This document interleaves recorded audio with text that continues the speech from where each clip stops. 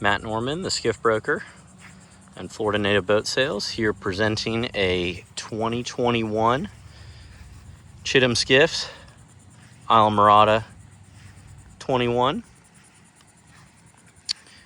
powered by a 115 Mercury Pro XS with only 68 hours and sitting on a custom Sport Trail aluminum trailer. This boat's located in Oak Hill, Florida.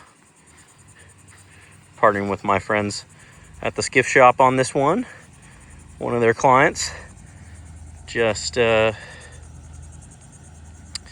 built a new Palomita, very cool skiff, and is clearing out the toys a little bit. So, like some of us, we collect fishing rods, gears, boats, you name it. So this one is not going to see much use, and obviously hasn't seen much use. So, boat's in very good shape. It's a beautiful light blue hull. Probably look, and with a two-tone white and blue deck. I'm drawing a blank on what Chittum calls this blue, but it's a very, very pretty setup. 100% carbon fiber, 12 degree hull. It doesn't have the super big running pad. I think that came out in probably 22. So it's just got a little 4-incher. But I've recently, my other 2022-21 has the same hull bottom and about a 50-mile-an-hour boat with this 115 Pro XS, depending on how it's propped and loaded. So still plenty of get up. This one's set up with a 4-blade Bravo. She's on a jack plate, Bob's 6-inch jack plate, 4 inches of setback.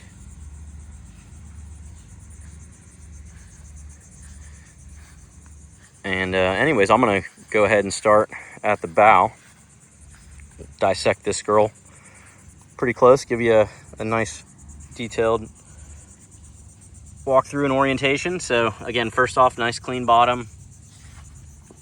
Very few little couple nicks right there in the bow. Not even completely through the gel. There's one more tiny little chip that I'll have to do just a photo on because it's kind of tough to showcase, but that is about it. Minn Kota Fortrex tiller control, a 24-volt, 80-pound thrust trolling motor on a quick release. The power plug is going through the deck, but you can remove it all easily with a quick release pin. And take a look at this little transducer strapped to here with a Simrad unit being capable to mount here. We're going to have to confirm if a second Simrad conveys or if that does not. But again, this is all going to remove with the trolling motor. And again, if you are a iPilot remote spot lock trolling motor guy, again, whole thing removes out. Can pretty easily convert this to a different style trolling motor of your choice if that's not of interest to you. Or if you're not going to use it at all, you pop the whole thing out and it's like it's not even there. Rub rail's in great shape. The boat's equipped with these the Fender Pro removable push-pull holders, so you can put them on either side, which is pretty nice. There's one in the actually, he's got the Fender Pro little dock line, little cleat kind of deal. I'll showcase that in a minute, but you can do the push-pull holders there. This boat is set up with a dedicated anchor locker. One of the differences, obviously, than the longer length, but then comparing to the 18 Chittum Islamorada, does not get an anchor locker. So this one gets a small but mighty anchor locker. And again, here we can see that beautiful 100% carbon fiber. So hull, deck, hatches, everything that is a molded piece is carbon, making this boat extremely lightweight. And this boat with the 115, I truly do believe that it floats right in line with where the 18 floats with the 70 on it. So you're really not sacrificing any draft, and you're gaining a lot of stability and a lot of ride comfort and range and rough water capability. So here is the bow locker. Chittum does a really nice job with their hatch, with their gutters and their gaskets here to make these nice and dry. You're looking at the fuel tank. We're gonna have to confirm what the size is. I'm gonna pop some measurements, confirm with the factory potentially too, but I'm gonna go with a guess of a 38 gallon. I have a 38 gallon.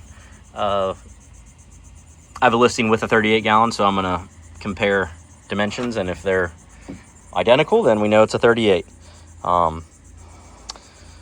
This right here is a removable backrest that I forgot to put it back in for the video, but honestly, it's easier. I've got still photos to show it. It works pretty nice. Just slides right back into some tubing. Looks like there's a couple little rod holders designated into there. It's a nice little touch. Gas struts hold it up. Nice Gemlux hardware. Collapses closed. Fuel tank, fuel fill. You got a couple fills for extra ventilation and filling very, very quickly. And that is also where you have a dipstick to check your fuel level. So look here at the cockpit. Again, with this 21 and the wider beam than the 18, you got a lot of room to walk through on either side of this console. And the owner has loaded it up with under-gunwale rod holders here. So there's 1 aft facing per side and 5 forward facing per side, with black SeaDek to cushion everything out. On this side here, he's got a manual stakeout style anchor, and I'll get a close up on the transom of the boat. There's a dedicated sleeve to stick that right into, so you're not having to use a rope. So that would be in lieu of a hydraulic power pole. Let's focus in here on the console. This is something unique that of the handful of Chittums I've done recently and seen, I don't think they do a ton of, so it's worth pointing out here. This is what they call the floating console, or it's got toe kick in it. So look at my toe right here and see how it can slide under the console. So as you're walking through, most of their consoles, the mold comes straight down out to a flange and bonds like that. This has got a special bond that you really only see in bigger offshore center consoles, where you have this nice toe kick. So it really makes it where you have even more room. Get a close-up shot of there so you can see how it's, quote unquote floating, but it's just bonded in a different way with a different mold setup. This guy opens up here. The spring could get replaced. It's got a little kink in it, no big deal there. Or you could drop the spring and go with just a traditional strap, but this is mostly set up to be a cooler. I got some cleaning supplies in here. It drains into the bilge instead of on deck, so cold water doesn't get on your feet, and it's probably about 45-50 quarts. Closes up nice and easy. This is the popular, more flat style console versus the tall flush mount piece. You can still get a 9-inch console in here, or 9-inch GPS in here. Some guys, I think the non-floating console might be a smidgen wider, but again, now you're starting to take up space on either side of the gunnel. So again, something to note here, I don't believe you could get a 12-inch GPS in this area, so we're working with a 9-inch at the moment. Of course, if you wanted to mount something top mount on a U-bracket, you absolutely could. Pretty little sweet setup here. Trim tab controls on the outside and jack plate right there next to it. Mercury binnacle with a trim, and then a very unique, very yachtsman style helm right here. Very much reminds me of something I would see on a Viking or sport fish. Of course, I think if you wanted to add a power knob, I'm sure you could figure out a way to do that, or if you wanted to change it out to an Edson, you can, but this is very robust. Looks like he's got a couple more of these quick connection pieces here. Acon Marine, I think, makes those. So again, similar to, I'm sorry, it's the Fender Pro. So you could potentially hook something up there accessories wise. Pumps and lights, push button switches. And then we open up the console access, and this is where both the lithium ion trolling motor battery is housed. This RELiON, it's a group 31, LifePo 4 lithium ion battery, very reliable, very popular lithium ion battery company. And then a Duracell group probably 27 starting and house battery. It's got two battery switches, probably again one for the trolling motor and the house system. A little tight in there, a little cramped, but they're nestled in there. And the batteries are center point on the boat, center of gravity. They're not taking up valuable traditional storage hatch. Probably still put a couple quick grab items in there. Take a look here. Here you got the aft facing rod tube per side, and look at that beautiful carbon fiber on the aft bulkhead. Carbon fiber print on the upholstery in excellent shape. This cushion flips down out of the way, completely removes if you need to for trailer riding.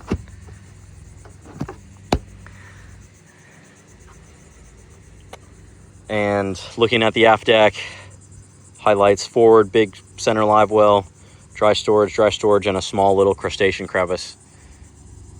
Gonna open up each of these. These are hinged from the back, so it's really easy to access this storage locker if you're getting into it from outside the boat while it's on the trailer. The hatch doesn't open up towards you. It opens up back or from to the rear, so you can see all the carbon there.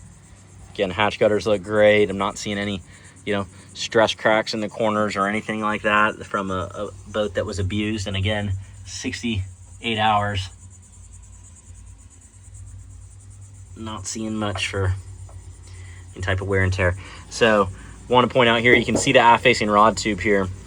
I just shot another brokerage listing that uses a liner tub, and you get a pretty gel coat colored finish in those tubs, but they add weight and they take up storage volume.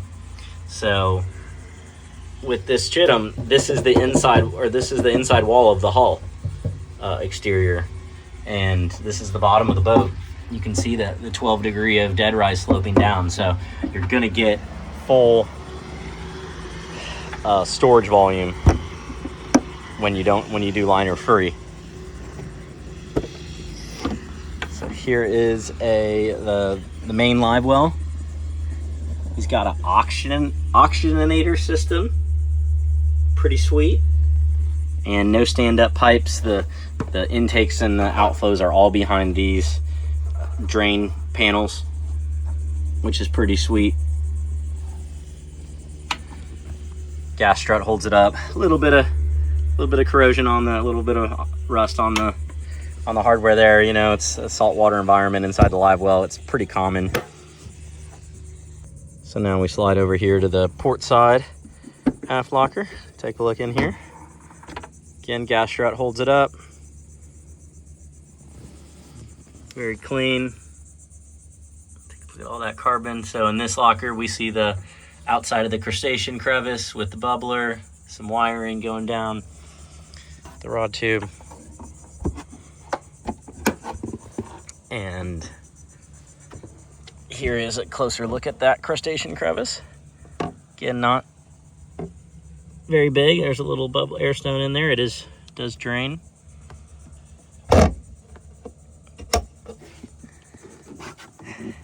Now here too, these guys are built into the mold. So this is if you wanted a rear casting platform to lock in here with a turnbuckle right here, you could do that. But since this one's designed with the step, I'm not sure that you would be able to, but I love this step.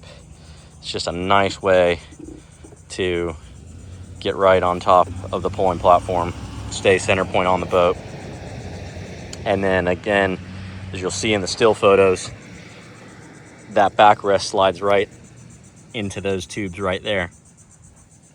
And then you can get a nice comfy backrest. So here's the pulling platform.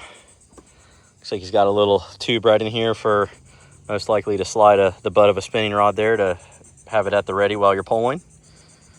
There is a push-pull caddy that's in a dry box that conveys, and it looks like you can mount it on either side if you wish.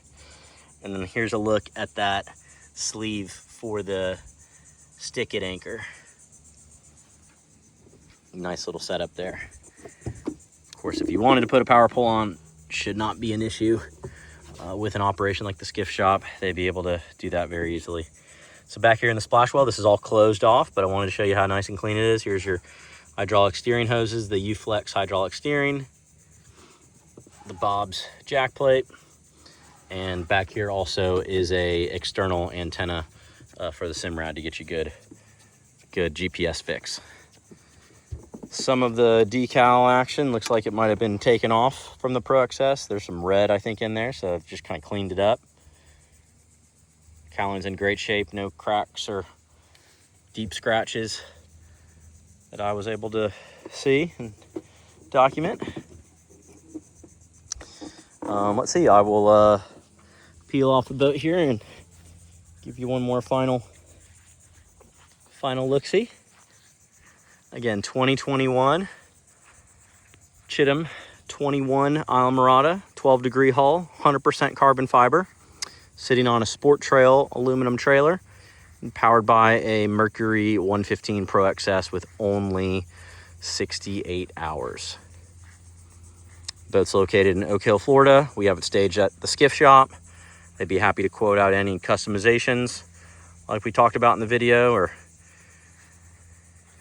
anything you need. And again, please reach out with any questions. I'm Matt Norman. We'll see you on the water.